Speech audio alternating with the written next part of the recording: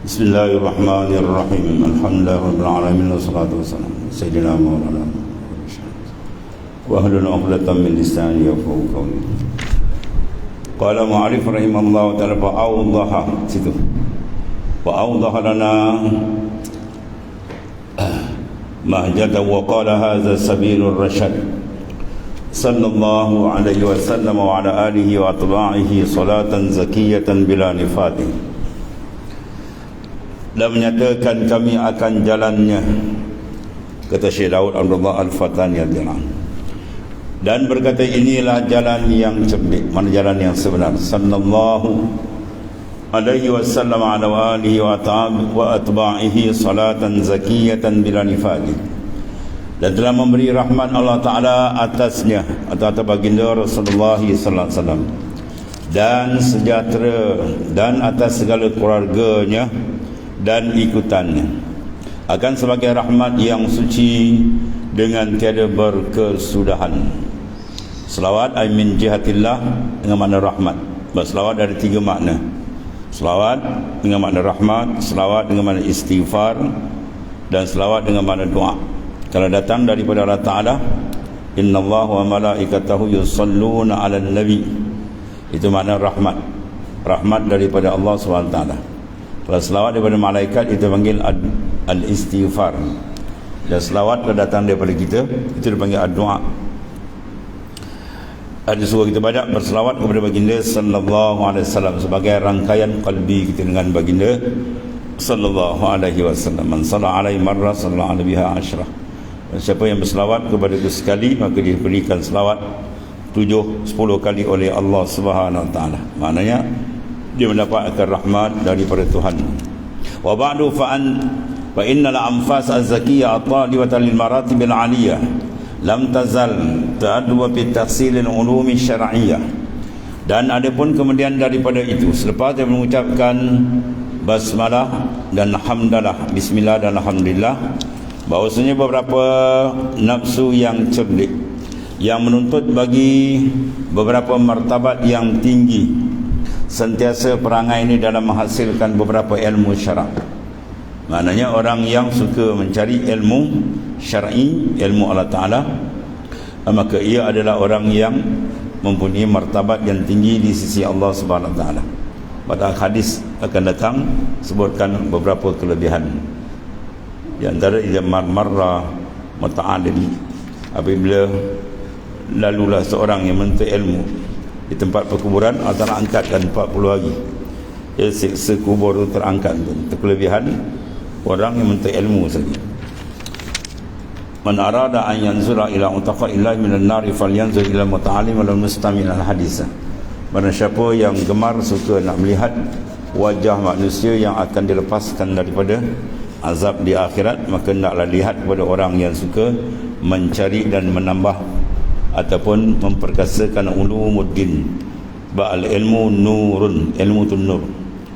Bila kita berjalan dalam keadaan ada nur, terang, tidak zulmah kegelapan, sudah tentulah maknanya dia menuju jalan yang bahagia dunia dan akhirat.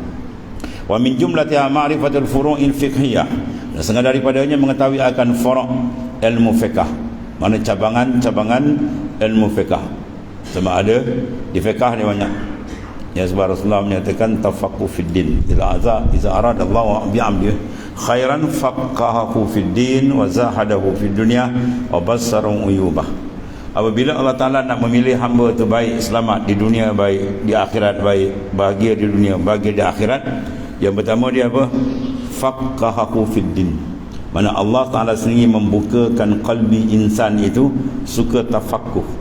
Nabi membawa dengan lapas umum, tafaqquh fid din, maknanya mendalami akan pendedahan ilmu Allah Ta'ala, sama ada yang berbagai bentuk. Dan ulama' dia mentauzik, membagikan bagi kita bagi mudah. Ada bagian akidah, ada bagian fiqh, ada bagian maknanya sir dalam, dan begitulah bagian-bagian yang lain. Yang semua itu adalah makhaz ambilan daripada Al-Quranul Karim. Ya, sebab Quran dilengkap. Lepas tu ulama' kata kalau kita disusun cantumkan huruf awal Al-Quran ba dengan akhirnya sin, dia akan bunyi bas, maknanya kafah, cukup. Dalam Quran tu lengkap apa saja di dalamnya. untuk melepaskan, menterbiah, menyelamatkan diri manusia, keluarganya, masyarakatnya, negaranya, dunianya, akhirat, semua lengkap dalam Al-Quran Al-Karim.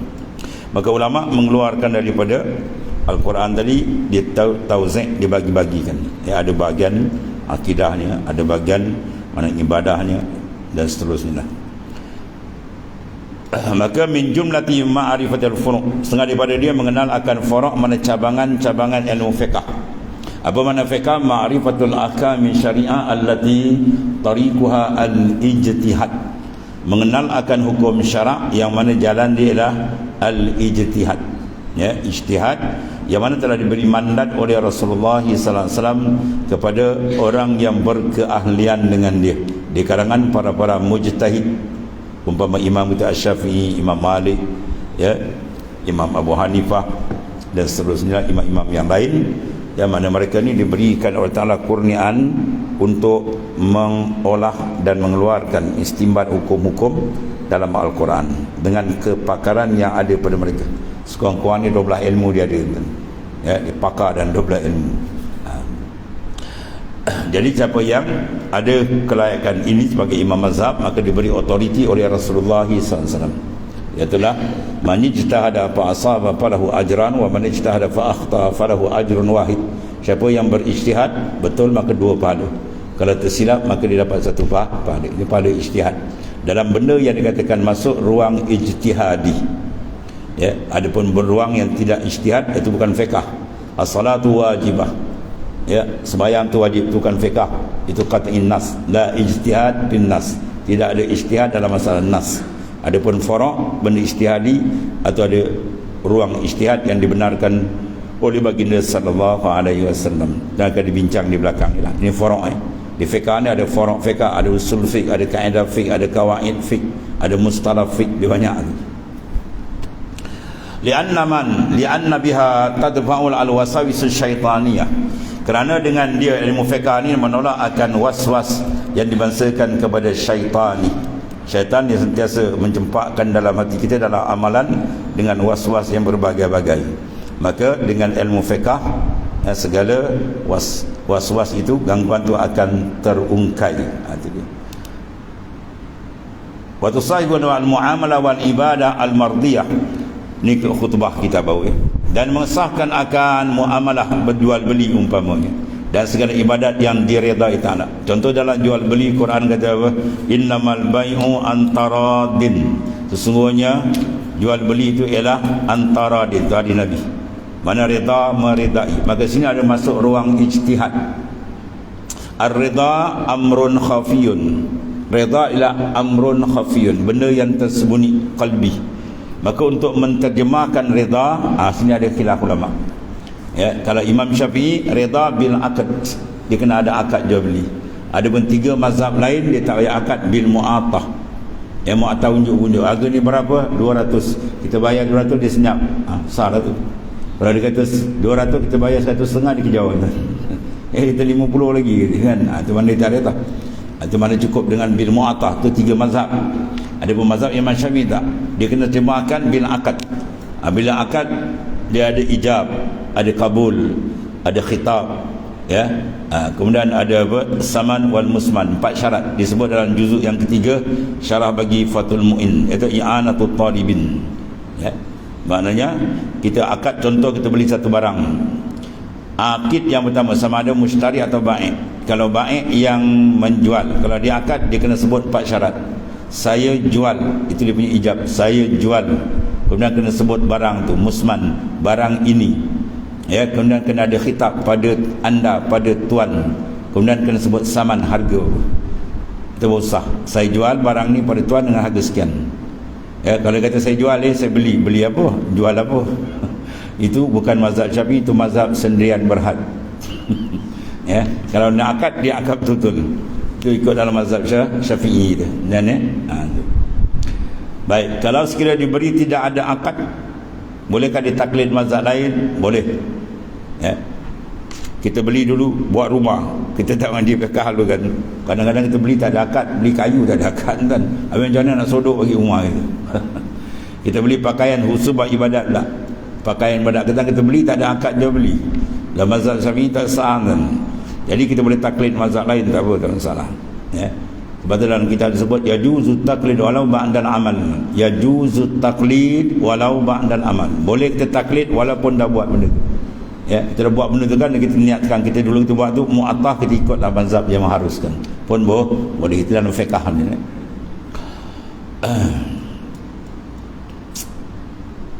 Wa nahihi bil fiqh syarapan qaul al-asdaqul qail hal yastawi alladhina ya'lamuna wal ladhina la ya'lamun.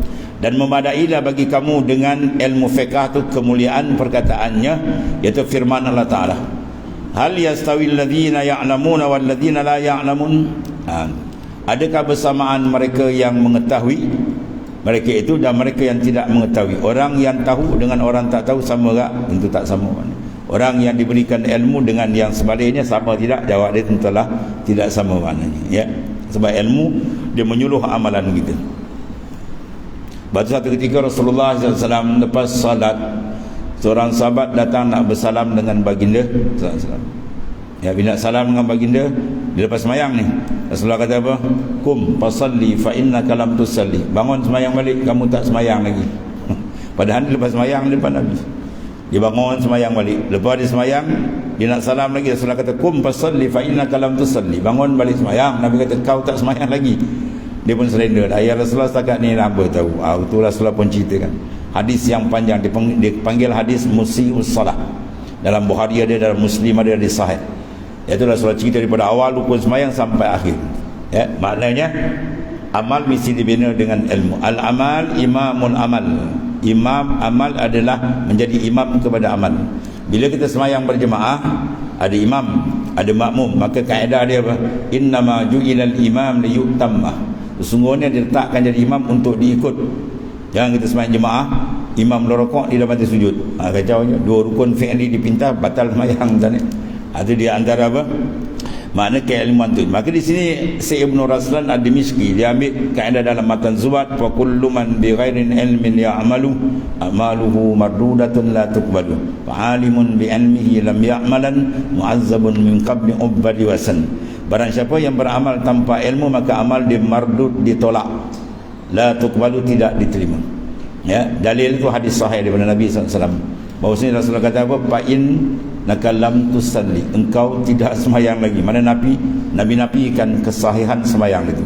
Sebab apa? Dibina rupanya orang tu tadi dia semayang tak ada tumakninah. Dalam hadis Nabi kata farka hatta tatma'inna raki'an fasjud hatta tatma'inna sajidan. Naklah kamu rukuk sehingga ada tumakninah dalam rukuk, naklah kamu sujud sehingga ada tumakninah dalam sujud. Atau hadis serang daripada Nabi. Itu contoh dia lah, ya.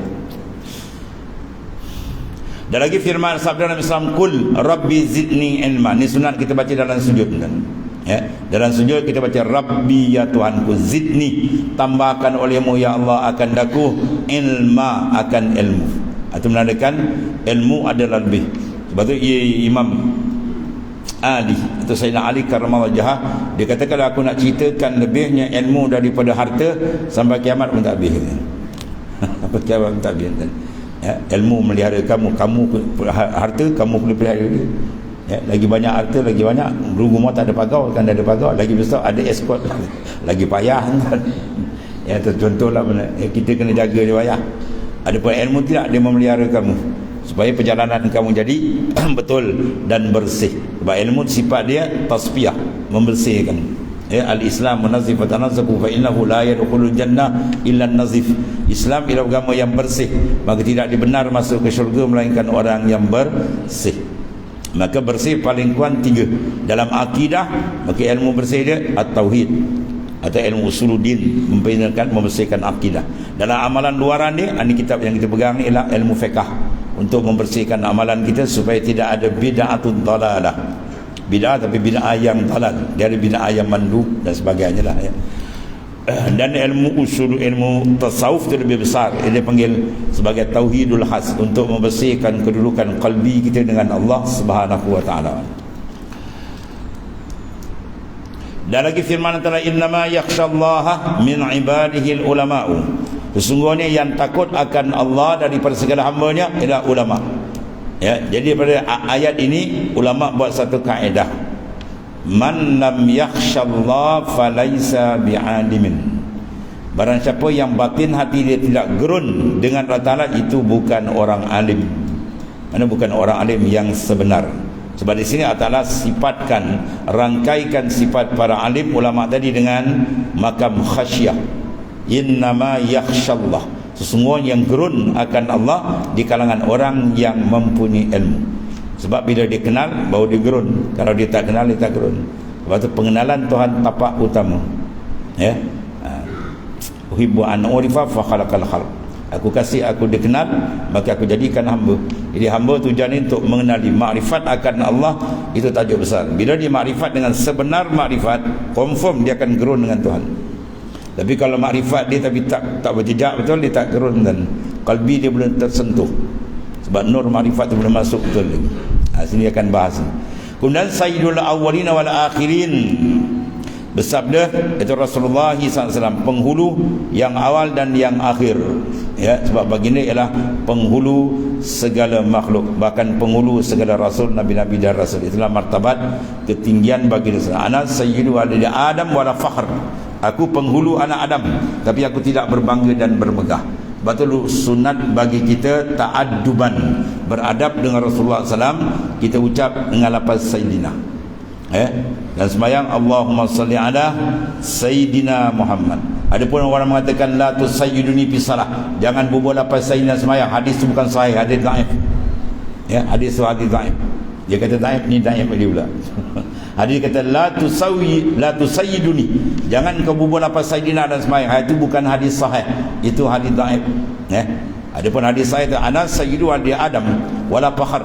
Aku penghulu anak Adam, tapi aku tidak berbangga-bangga, aku tidak bermegah-megah. Ya. Jadi oleh kerana itu kita beradab ala sulukil adab, beradab dengan Rasulullah SAW. Kita bubuh lafaz Sayyidina, ya, pangkat penghulu. Kalau anak tiap kita nama macam tu, nama dia Dolah, kan? Anak nak pergi sekolah, anak kata, oh Dolah, mak aku RM2 gitu. Oh hajar je budak ni, kan? Kita marah sebut nama, tak sebut bapak, kan? Balik pula mak ni Tima, oh Tima ada masak gitu. Wah. Dia panggil aku Tima ni. Kurang hajar punya budak gitu. Kita pun suka panggil dengan gelaran menghormati. Ibu, bapa kita panggilkan bapa, emak, ya. Tak panggil dengan nama. Apatah Rasulullah SAW. Ya, mana orang yang paling hebat, laula kama kanatil aflaq, tidak akan engkau ya Muhammad, aku tak jadikan langit bumi ini. Itu martabat tinggi Rasulullah sallallahu alaihi wasallam, ya, yang mendaki kita mendampingkan diri kepada baginda sallallahu dengan banyak berselawat. Dan lagi sabda Sayyidul Awwalin wal Akhirin, may yuridillahu bi khaira yufaqihu fid din. Barang siapa yang dikendaki dengan dia oleh Allah Ta'ala kebajikan, keselamatan, kebahagiaan dunia dan akhirat, maka dipahamkan dia pada agama. Riwayat itu Syaikhan. Apa Syaikhan? Dua syekh yang besar dalam hadis, Bukhari dan Muslim. Martabat hadis bila ditakhrir oleh, dikeluar oleh berawar Bukhari Muslim, martabat dia yang kedua, bawa Quran. Lepas Quran, hadis. Hadis mana yang paling kuat? Syaikhan. Riwayat Bukhari Muslim, kemudian Bukhari saja, kemudian Muslim saja, Tirmizi, Abu Daud, tersusunan kesahihan dia. Bila rawahul Bukhari Muslim, Syaikhan, dia hadis kuat ni. Didatangkan dalam hadis ni oleh Rasulullah dalam hadis yang sangat sahih ni, may yurid, barang siapa yang mendaki lah, ya, mengendaki Allahu oleh Ta'ala bihi dengan dia, dengan man, siapa tadi? Khairan. Mana orang tu bila Allah Ta'ala nak pilih dia jadi baik, jadi selamat, jadi bahagia dunia akhirat, maka yufaqihu fid din. Allah Ta'ala beri dia faqih. Apa nama faqih? Dia memahami akan urusan dalam agama dia. Ini di antara hadis yang terang kepada kita bahawasanya al-ilmu, masya-Allah, itu nikmat paling besar ni, ya, kepada insan. Sebab tu kita bersyukur kepada Allah Ta'ala bila Allah Ta'ala pilih kita jadi ahli ilmu, ya, jadi ahli ilmu. Semua pilihan dia, bukan pandai kita, kita tak ada apa, semua ada kurniaan daripada Allah Subhanahu wa Ta'ala. Dan daripada Sayyidina Abi Hurairah radhiyallahu an, bahwasanya Rasulullah SAW bersabda, ma abadallahu bi syai'in afdal min fiqhi fid din. Tidak ada satu perkara yang mengerjakan amal ibadat akan Allah Ta'ala dengan satu yang terlebih daripada faham akan agama. Riwayat At-Tirmizi. Dan Sahih Tirmizi, mana Rasulullah mendedahkan kepada kita afdalul a'mal ialah at-ta'allum, Yang bentuk ilmu. Sebab tu didirikan al-ilmu imamul amal wal amal tabi'uhu. Ilmu ada menjadi imam kepada amal, dan amal tu menjadi makmum dia. Dan daripada Ibnu Mas'ud radhiyallahu anhu katanya, sabda Rasulullah SAW, la hasada illa fisnatain, rajulun ataqullahu malan fasallatahu ala halakati bil haqqi, wa rajulun ataqullahu hikmah bahwa yaqdihi biha wa yu'allimuhan nas. Tiada hasad yang dilobakan maksudnya, melainkan pada dua perkara. Mana kita tidak boleh berhasad dengki, sebab hasad dengki ni bahaya besar, dan dia memakan seluruh amal kita. Al-hasadu ya'kulul hasanat kama ta'kulun nalul khatab. Hasad dengki ni dia makan segala amal kita yang dah jadi tu. Kita nak jadikan amal tu tuan timur satu hal kan, bila bersih cantik dah tiba-tiba batal pula. Dimakan oleh satu penyakit, apa dia? Al-hasad. Hasad ni mana apa? Ya, dia nak menghapuskan nikmat orang lain. Itu mana hasad. Kalau iradatul khair lil ghair, itu nasihat. An-nasihat mana apa? Iradatul khair lil khair. Kita nakkan kebajikan tu ada pada sahabat kita. Itu nasihat. Adapun hasad tak. Ya. Jadi kenapa ke dalam bab hasad ini begitu hebat sekali? Allah Taala batal habis amalnya. Kama ta'kulun narul khatab. Bandingan dia macam api memakan kayu kering. Api kalau marak dia makan kayu basah pun habis dah ni. Apatah lagi kayu yang kering, habis dia makan. Sebab apa? Di sini ada makna besar. Hasad pada nikmat, sama nikmat duniawi, lebih lagi nikmat ukhrawi yang ada pada insan yang Tuhan taksis pada iradat. Nikmat yang ada pada seorang adalah benda ma khassasallahu bil azal, benda yang Tuhan dah tentu pada azal. Bila dia hasad, bermakna seolah-olah dia protes penentuan Tuhan. Sini bahaya. Seolah dia protes, kenapa beri kat dia? Patut beri kat aku seorang, yang macam tu maknanya. Ini berat. Itu hasad ni seolah-olah dia melawan Tuhan. Ya, dia tak setuju dengan taksis penentuan Tuhan. Maka oleh kerana Tuhan batalkan habis amalan ni. Itu maknanya sengaja daripada penyakit qalbi yang menyebabkan hati insan tu kotor, dan dia tidak boleh masuk dalam hadrat marifat Tuhan yang sebenarnya. Kecuali dia boleh hasad sini. Tapi hasad sini bukan mana hasad yang tadi. Hasad ni mana ghibtah. Ghibtah ni makna kita nak jadi macam orang tu punya dapat kejayaan, dengan kita tidak ada perasaan untuk menghapuskan ataupun menghilangkan nikmat dia. Kita tengok orang tu berjaya, kita nak jadi macam dia juga. Tengok orang jadi baik, kita nak jadi baik dengan dia. Dapat nikmat, dah dapat nikmat macam dia, tapi tidak kita hasadkan akan dia. Itu panggil ghibtah. Melainkan dua perkara. Pertama, yang ni kita jadi contoh. Seorang lelaki yang didatangkan Allah Ta'ala harta, Tuhan bagi dia kekayaan, maka dikerasi mana diuruskan akan dia atau membelanjakan pada jalan yang sebenar. Diinfak jalan Tuhan, dibelanjakan, membantu dan sebagainya. Ayat ni boleh. Kita tengok seorang ni, dia dapat harta, diguna jadi baik, kita pun nak jadi macam tu juga. Itu dipuji oleh syarak maknanya. Dan satu lagi, laki-laki yang didatangkan Allah Ta'ala akan dihikmah, mana ilmu, maka ia menghukumkan dengan dia dan diajarkan akan dia akan orang lain, dan dikenaki dengan hasad di sini yang dibenari ialah ghibtah, iaitu mencintai ia seumpama. Ini nak jadi begitu juga. Jadi nak sampaikan akan ilmu Allah SWT. Sebab Nabi beri satu mandat besar, dipanggil apa? Tauliah besar. Balli wa anni walau ayatan, sampaikan dari aku walaupun satu ayat. Ya, kita menyambung lidah Rasul, itu adalah kerja yang amat besar. Semua orang boleh buat benda. Dan Rasulullah ada beri mandat, dapat kita sampaikan, dan itu merupakan sedekah yang paling besar. Afdal sadaqah an yata'allam al-mar'il muslim ilmah summa yu'allimu akhahul muslim. Afdal sadaqah, sedekah ni maknanya benda yang amalan yang besar. Berjalan-jalan tasawuf, jalan-jalan sufi, kita dikehendaki melakukan sedekah setiap hari. Dituntut. Dia tak kata wajib. Sebab apa? Tazkiyatun nafs, menyucikan jiwa kita supaya mengeluarkan hubbud dunia daripada qalbi. Banyak mana tu ikut selesai. Nak bagi RM1 ke 50 sen ke ikutlah. Mak kita beritahu mana isyarah ikhrajul mahabbatud dunia ila minal qalb. Mana kita isyarat keluarkan mahabbah dunia yang menjadi hijab kita dengan Allah Ta'ala. Maka sedekah tu afdal. Dan masuk dalam kaedah kita, kaedah fiqh, al-amalul muta'addi khairun min amalil qasid.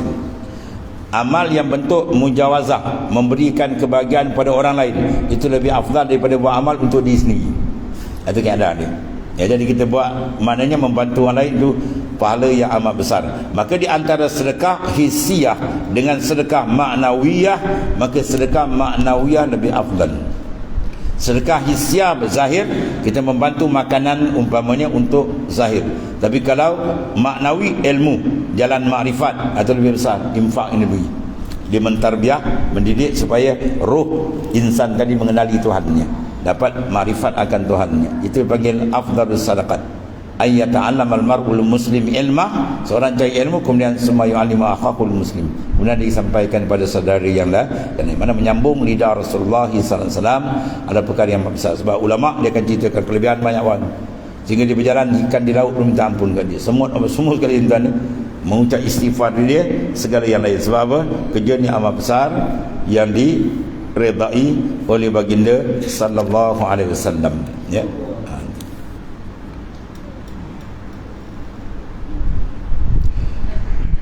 Dan daripada Sahal bin Sa'ad radhiyallahu an bahwasanya Rasulullah SAW bersabda bagi Sayyidina Ali karamajah, satu lagi hadis Nabi, fa wallahi la an yahdiyallahu bika rajulan wahidan khairun laka min humurin na'am. Masya-Allah. Fa wallahi, Nabi bersumpah, wallahi, demi Allah, menunjuk Allah Taala akan dikau, yahdillahu bika rajulan, Allah Ta'ala memberi menunjuk akan dikau oleh seorang lelaki, ya, terlebih baik bagimu daripada khumrun na'am. Mana Allah Ta'ala memberi petunjuk Allah Ta'ala bika, dengan sebab engkau, rajulan akan, itu maf'ul. Maknanya seorang tu dapat petunjuk, tapi petunjuk dia dengan sebab engkau. Mana kita tarik dia, kita nasihat dia, kita ajar dia, maka harga kerja da'i menyeru perjalanan Tuhan ni, maka harga Nabi kata khair laka min khumurin na'am, lebih baik daripada unta merah, ya, daripada mendapat mensedekahkan unta merah yang terlebih suka harta kepada orang Arab, ya. Unta tu warna merah kan, bukan dia pergi kedai spray, dia spray warna merah kan. Ya, payah nak merah pergi kedai cat, dia spray warna merah kan. Dia keluar di perut ibu dia tu warna merah, si ibu tak jumpa seekor kan, warna merah betul, mahal tu. Mana kenderaan mahal lo panggil kan.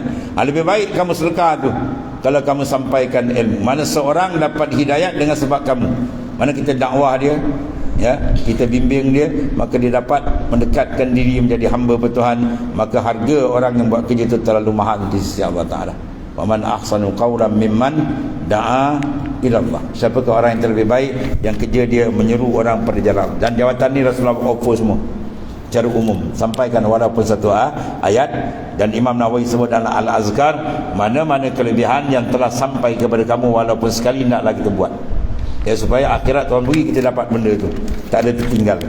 Biasa Tuhan beri ni Allah tak sempat, Allah terlupa, Allah tak ada masa, biar rugi, ya. Walau tidak pun sekali kita buat, maka ambil kerja yang besar, kelebihan yang ditawarkan oleh baginda sallallahu alaihi wasallam, iaitu da'i ila Allah, menyeru pada jalan Allah Ta'ala walaupun satu kalimah. Wallah.